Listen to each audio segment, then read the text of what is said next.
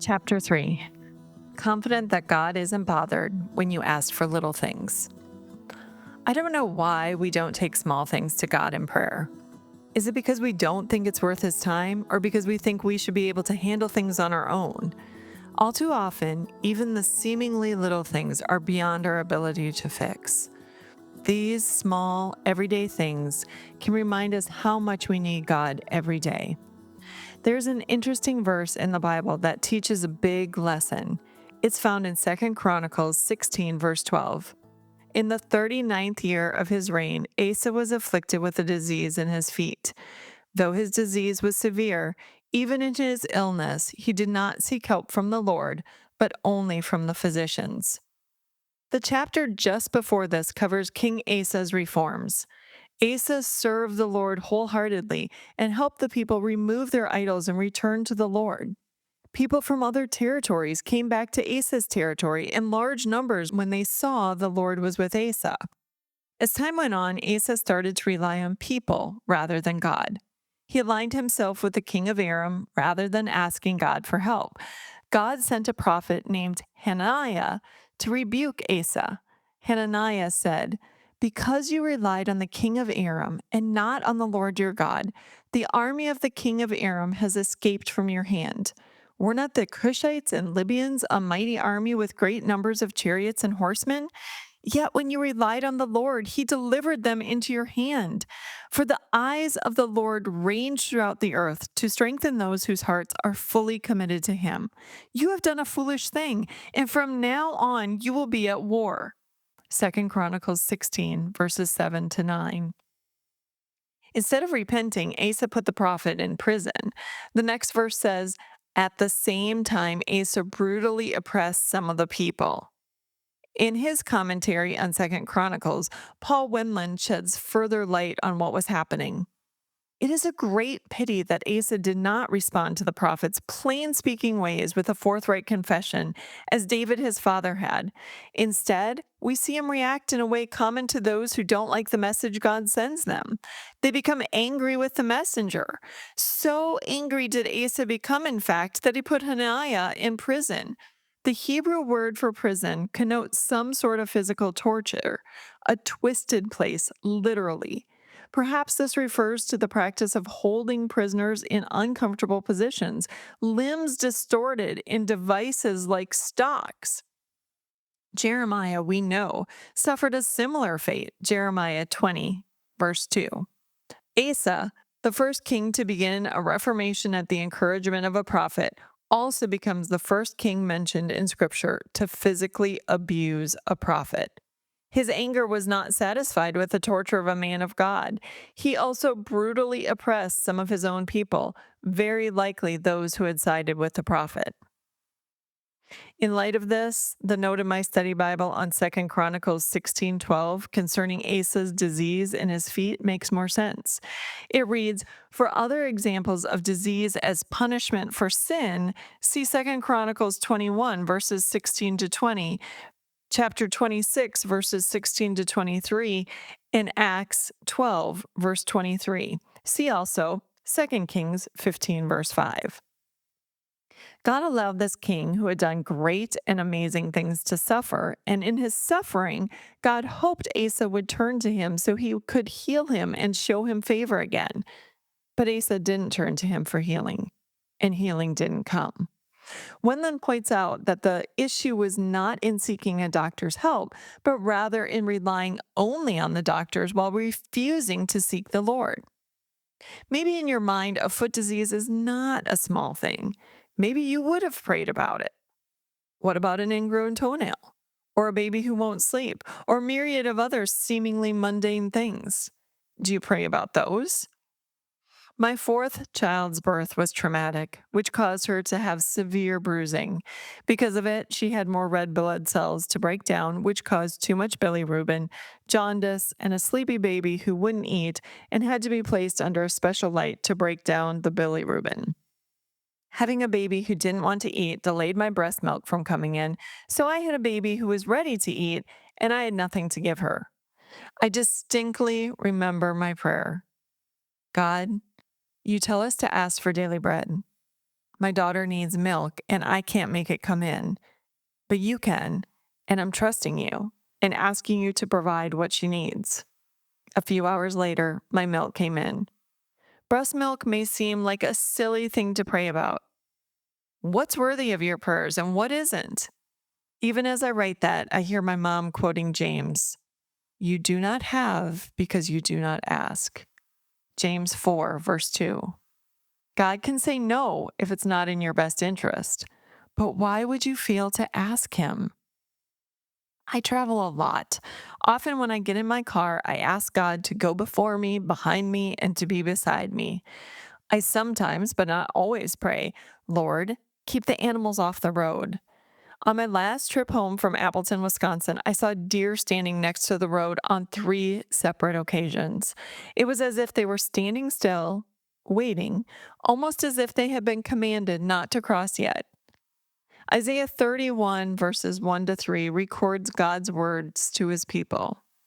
"Woe to those who go down to Egypt for help, who rely on horses, who trust in the multitude of their chariots and in the great strength of their horsemen, but do not look to the Holy One of Israel or seek help from the Lord. Yet he too is wise and can bring disaster. He does not take back his words. He will rise up against the wicked nation, against those who help evildoers. But the Egyptians are mere mortals and not God.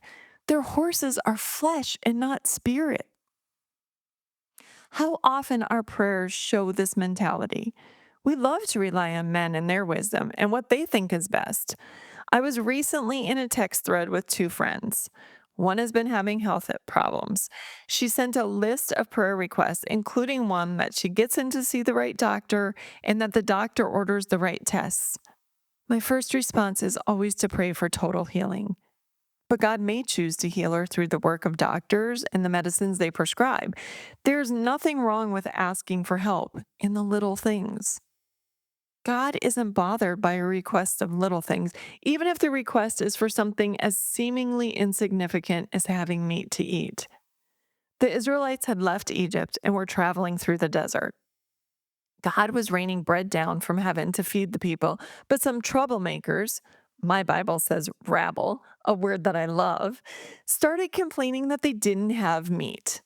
In Egypt, they had meat and all kinds of vegetables and spices, but in the desert, it was manna every day. So Moses complained to the Lord. The problem was not that the people craved meat. The problem was that the people didn't go to God in prayer and pray for meat. Instead, this group of troublemakers spread discontent throughout the camp. Moses' complaint is one of the more entertaining parts of the Bible, not because it is right, but because it is honest. Moses said, "Did I conceive all these people? Did I give them birth?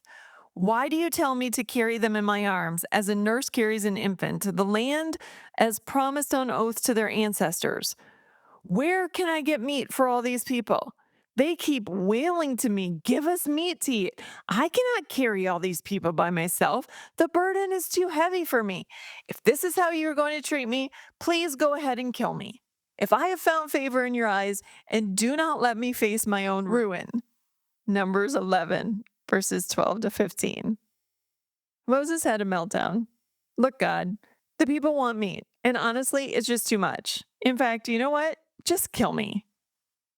God's response was, first of all, to get 70 men together to help Moses lead. Not 1 or 2 helpers, but 70.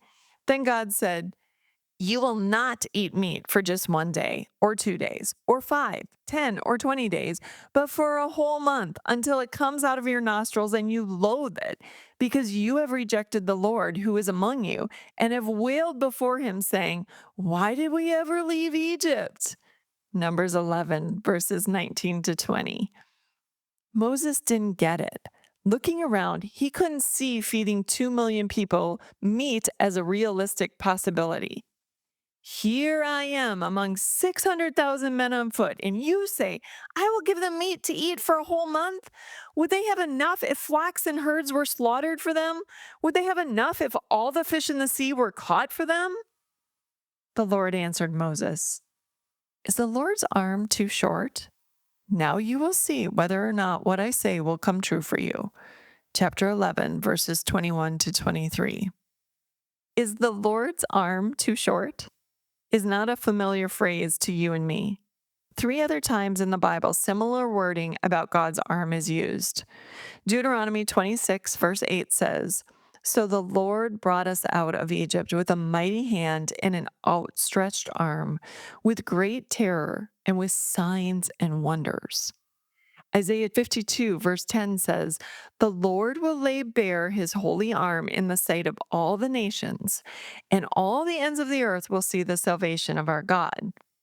And finally, Isaiah 59, verse 1 says, "Surely the arm of the Lord is not too short to save, nor his ear too dull to hear."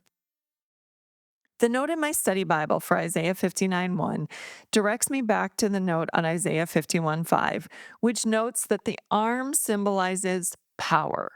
Think of a muscular guy flexing, only better because it's God. Several blog posts I read offered another explanation. Our arms don't reach very far. We can maybe grasp something 2 or 3 feet away. God asking Moses if his arm is too short is akin to asking, "Is this outside my reach? Is this too much for me to handle? Step aside, Moses. Watch and be amazed."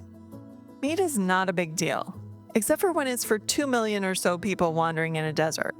God's point in all of this was that it's easy enough to do. All they had to do was ask instead of complaining and inferring they were better off as slaves to heathens in Egypt than they were under God's care in the desert. So go ahead and confidently ask God to help with your menopause symptoms, or your cranky neighbor, or for your child to get into their first choice college and get a scholarship, or for your baby to take a little longer nap. I was so tired with one of my newborns that I asked God for 4 straight hours of sleep one day, and that's exactly what I got. When I told my brother, he said, "Amber, you should have asked for 6." Maybe I should have, but I was thrilled with 4. God is not offended by your prayers for seemingly small things. He's offended when you don't go to him at all, or when you seek answers from everyone but him. Be confident in your small prayers to a big God.